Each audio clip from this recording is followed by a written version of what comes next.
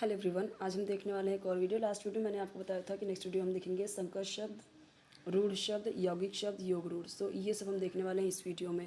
Last video में हमने देख लिया था देशज और विदेशज शब्द। इसमें ज़्यादा कुछ नहीं है। जो देशी है, देश से आए हैं, हमारे ही देश से, देश की भाषाओं का शब्द है, देश की भाषाओं के शब्द से हिंदी में लिया गया है। ठीक है, वो देशज हुए। जो विदेशी लिए हैं जैसे तुर्की, अरबी, फ़ारसी, अंग्रेजी, चीनी, जापानी, पुर्तगाली, फ्रेंच, डच शब्द, रूसी शब्द, इन सब से जो लिए गए वो सब के सब क्या हो गए, विदेशी, यानी विदेशी शब्द। राइट। अब हम देखते हैं संकर शब्द, जो मिल के, संकर का मतलब क्या है, घुला हुआ, मिक्सअप है जो। ठीक है, तो कुछ शब्द दो भाषाओं के मिलने से बन जाते हैं, जिन्हें संकर शब्द कहते हैं। सामान्यतः इनका विवेचन कम ही किया जाता है, किंतु कुछ विद्वान इन्हें स्वीकृति प्रदान करते हैं। ऐसे कई सारे शब्द हैं, जैसे थानेदार। अब थाने हिंदी हो गया, दार फारसी। वोट दाता, अब वोट क्या हो गया, अंग्रेजी। ठीक है, और दाता तत्सम हो गया। ठीक है,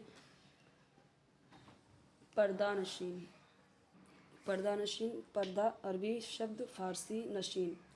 लाज शर्म, तो लाज हिंदी है, शर्म फारसी। तो यहाँ पे मिक्सअप है, तो ये है संकर शब्द। फैशन परस्त, फैशन अंग्रेजी, परस्त फारसी।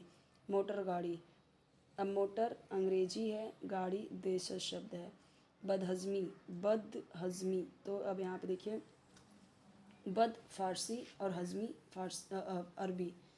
निर्माण या गठन, बनावट की दृष्टि से शब्द भंडार। निर्माण या गठन की दृष्टि से शब्द के तीन भेद पाए जाते हैं, रूढ़, यौगिक तथा योग रूढ़ शब्द। यानी कि जैसे कि रूढ़ शब्द कैसे होंगे, चलो यहाँ पे हम देखते हैं कि जो निर्माण या गठन की दृष्टि से जो तीन भेद किए गए हैं, तो उसके तीन प्रकार हैं, रूढ़, यौगिक और योग रूढ़। तो रूढ़ शब्द वे शब्द हैं जो ध्वनियों को अलग करके कोई अर्थ नहीं निकाला जा सकता, या जिनकी व्युत्पत्ति ज्ञात न हो, जैसे हाथ, पेट, किताब, ये सब। ठीक है, तो रूढ़ शब्द का मतलब क्या है, जैसे कि ना कि जैसे अब यहाँ पे एग्जांपल दिया, हाथ, पेट, किताब, जिसका वो अपने आप में ही मीनिंग है।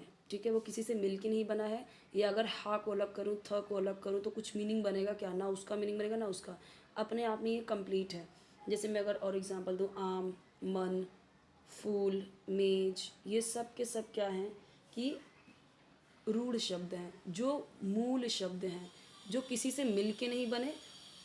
ठीक है, और इनको अलग करेंगे तो कुछ बनेगा भी नहीं।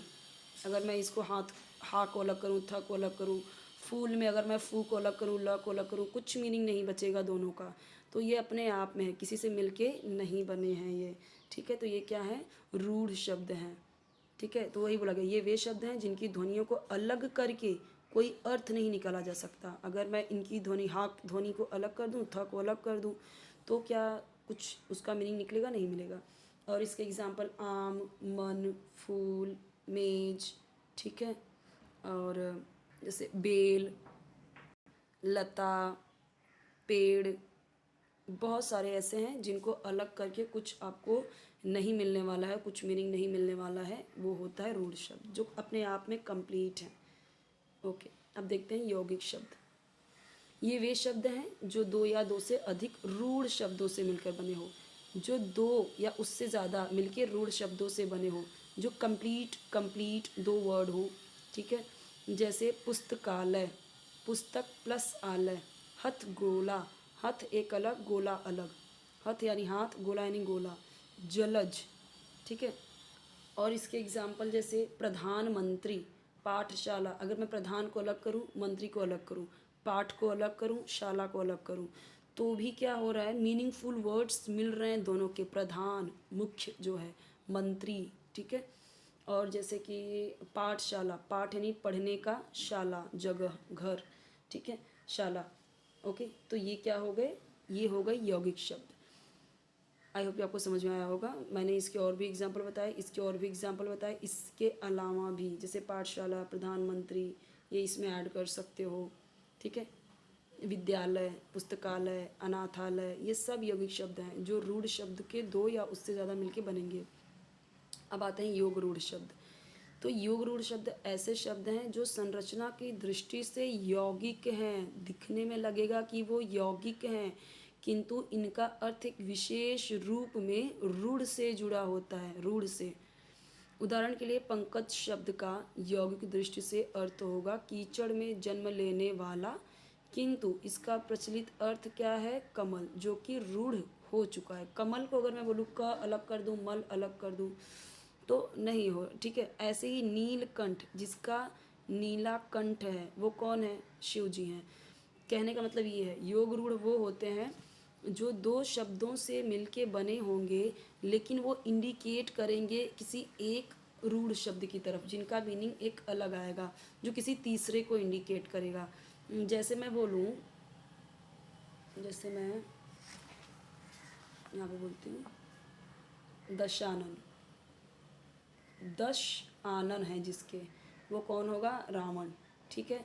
ऐसे ही अगर मैं बात करूं चतुर्भुज, चतुर्भुज, ठीक है, तो जिसकी 4 भुजाएं हैं वो कौन होंगे, नारायण या विष्णु, ठीक है। इस तरीके से, जैसे उसी प्रकार से मैं बात करूं एक दंत, एक दांत है जिसके, ठीक है, वो कौन होंगे, गणेश। उसके बाद लंबोदर, लंबा उदर है जिसका, वो भी कौन होंगे, गणेश। ओके, सो अब यहाँ पे हमने देख लिया रूढ़ शब्द, यौगिक शब्द, योग रूढ़ शब्द। इसके अलग अलग एग्जाम मैंने आपको और भी एग्जाम्पल्स दिए हैं। ओके, तो यहाँ पे हमारा हो गया। अब प्रयोग की के संदर्भ की दृष्टि से शब्द भंडार, ये सारी चीज़ें हम देखेंगे नेक्स्ट में।